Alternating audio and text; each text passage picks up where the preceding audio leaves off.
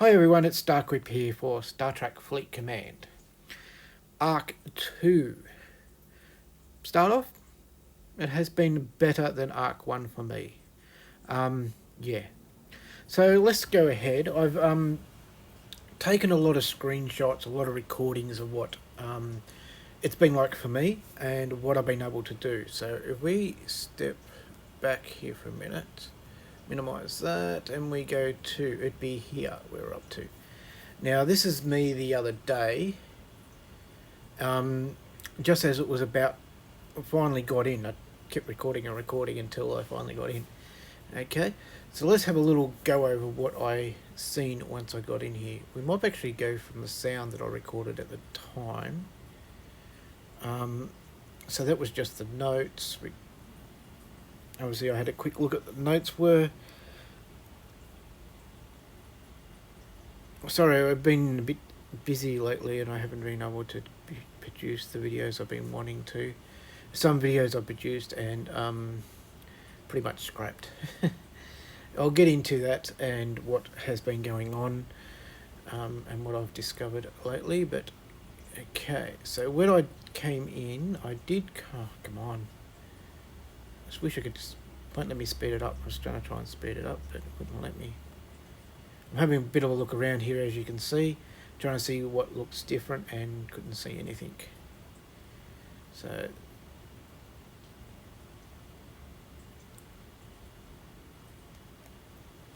Just having a bit look through the top to see if there's anything there to get. Obviously there wouldn't be because the game has only just come online and they do it about 5 hours beforehand. So this is what the big thing was, all its new armadas for G4. I'm going to put the sound on here. Whoops. Oh, okay. So this is going to work differently. My luck, I'll win.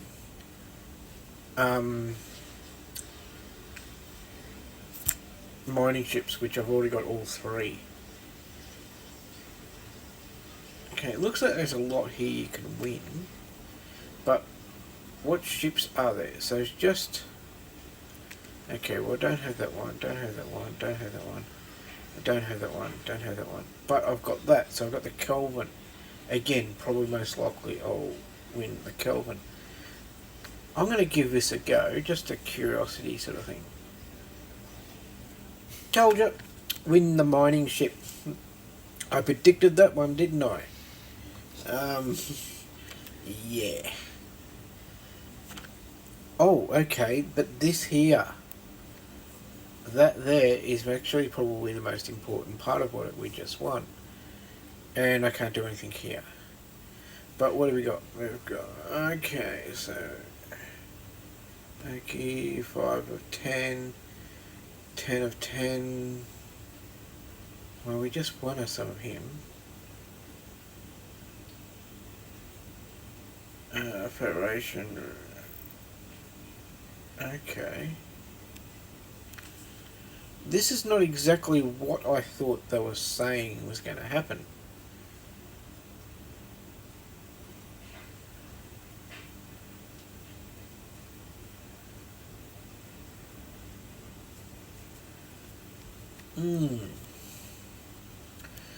I thought it was just that these packs were going to change. But that's not exactly what happens. And it must be every 3 days. There's a 3-day cooldown. So that was interesting.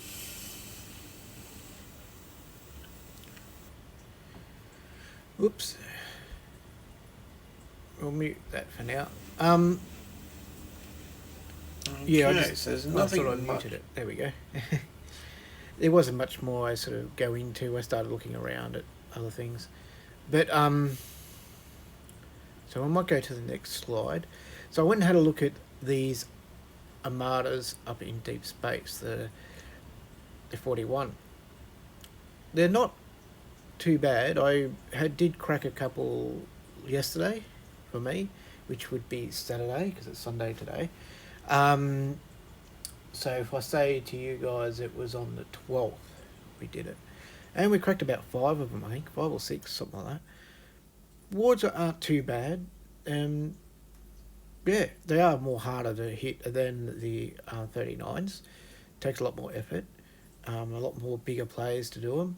But obviously, the smaller players can't even get to them, and you got to have enough members in your alliance to be able to get there to do it. So you need about 5 or 6 members that can get to deep space, with ships, enterprises, jellyfishes. We had all sorts in there.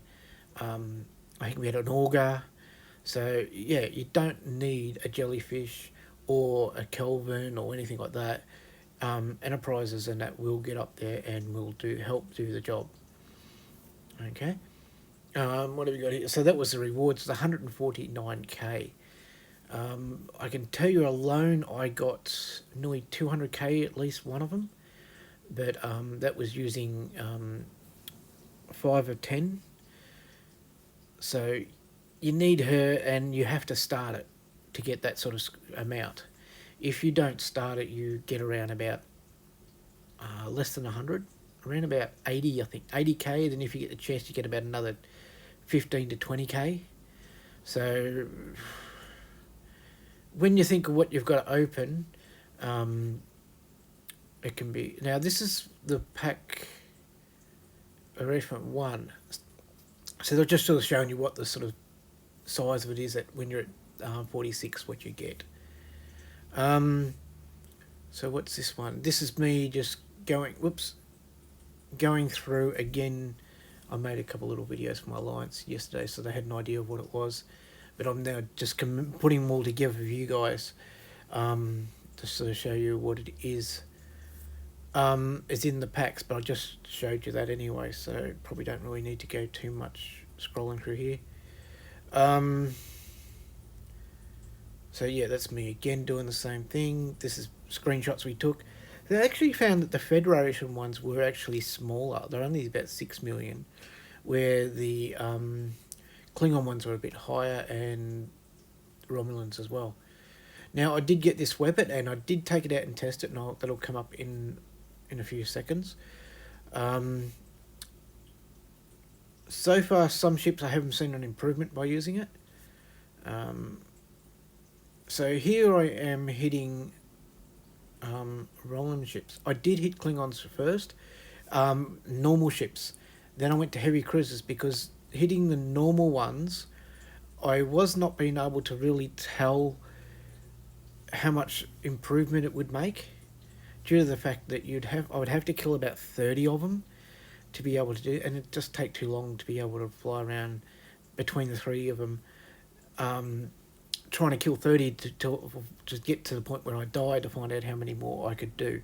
So I went to heavy cruisers and tried the weapon against heavy transport ships, and found that I can kill about 1 to 1.5. In Romulan, it was the same, but Federation and Klingon, I could get about 7.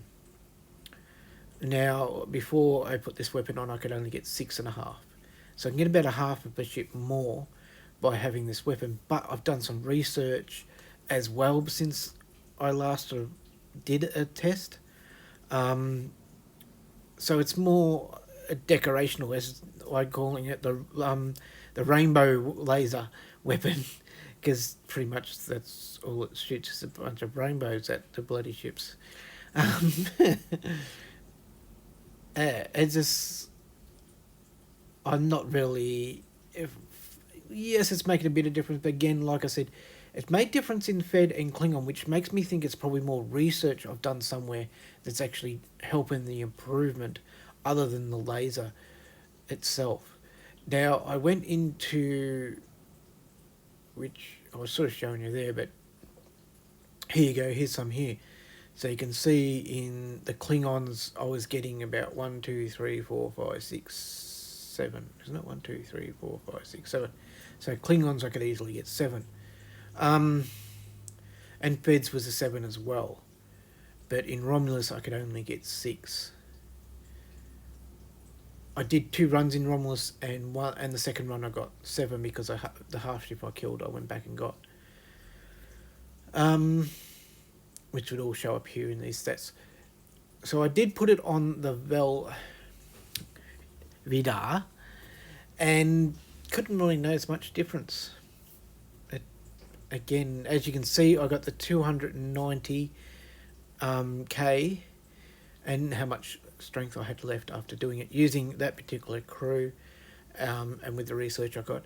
Personally, I know the other weapon that we gave was 5%. To me, it did absolutely nothing. That's why I never bothered making a video about it, because it did absolutely nothing for me.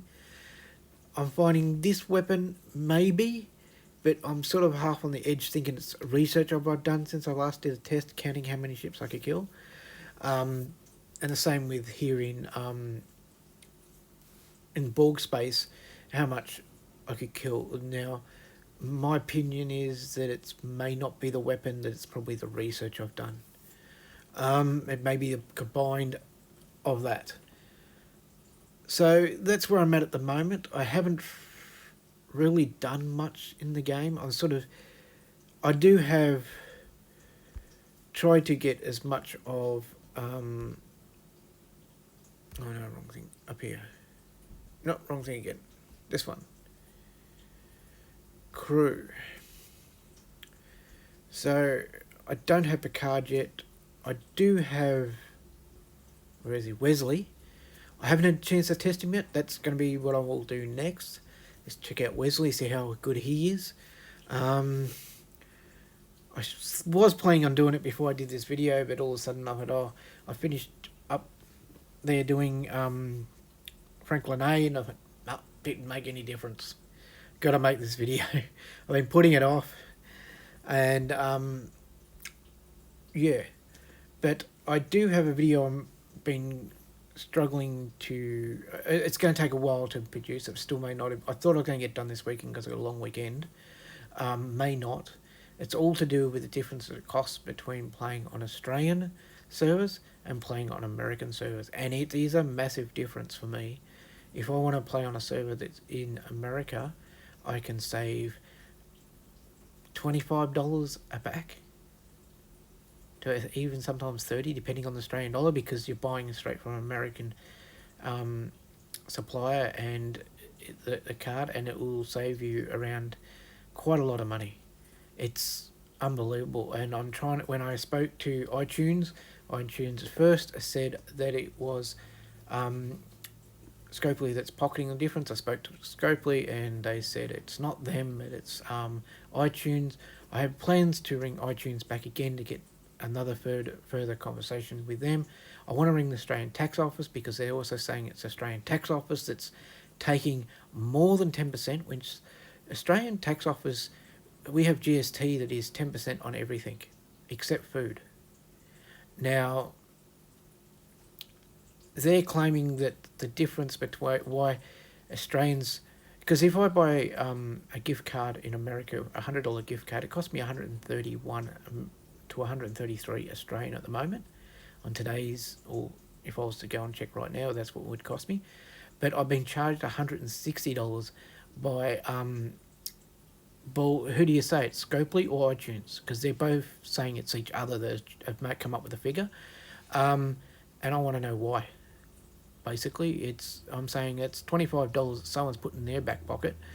And why does me, being Australian, have to pay that much more than someone who's playing the game in America? Because I think that's quite unfair. And you can't just say it's Australian taxes, because Australian tax is not that amount.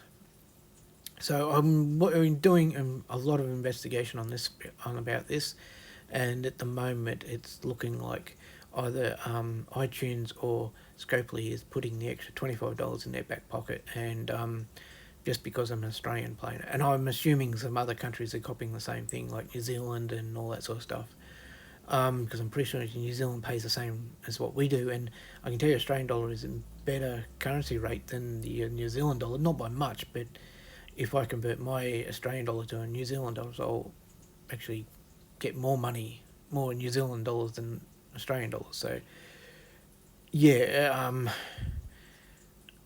trying to, I don't quite understand why we as an Australian are still paying more than when you think about New Zealand. If they're paying $160 and we're paying $160 when our dollar is better against the American dollar, that has me wondering as well. But yeah, I'm still gonna. It may take a week or two before I get all the information about this, but that's where it's heading. Yeah, I just wanted to put that out, that's what I'm working on, and that's what's been taking a lot of my time, and the fact that I've been doing massive hours. And I can tell you though, I had to knock off 3 hours early the other day on Friday because I had to win the Picard event. It finished at 2 o'clock, and I was supposed to work till 4 o'clock, so I had to knock off at 1 o'clock so I could win the event because I had to sit there and blow up so many ships. And yeah, so I lost what, $60 an hour, so that's $180. Was it worth it? I'm going to say no. Now that I think about it, but at the same time I was a pretty buggered. I'd worked 2 weeks, a lot of hours, a lot of driving around and all that sort of stuff. So we're talking 14-hour days some days, and yeah, it takes out of you sometimes. And trying to play the game and that as well. And if we're going to try and pay the dollars, extra money that we're going to pay just for being an Australian, I've got to do the overtime. Okay, catch us later. This is StarQuip signing off, and we'll try and get more videos out to you. And I'm working on this good video that is probably not going to be... Americans are probably not going to care anything, which it doesn't bother me. I think when Australians realise how much difference they're paying compared to the Americans, it's not just the Australian dollar. And I sort of think it's a bit unfair, because if an American goes and plays on the Australian server, he's paying less for the packs than the Australian is. So it gives him an advantage over the Australian. So I don't think that's fair. Oh, and you might say it's not. It's the same. If I go and play on an American server, it's when it becomes fair, because I'm not getting it cheaper than what the American is, but he's getting it cheaper if he comes and plays it on my server. So I'm not quite sure how that works out, and yeah, I'll catch you later. Thank you for watching.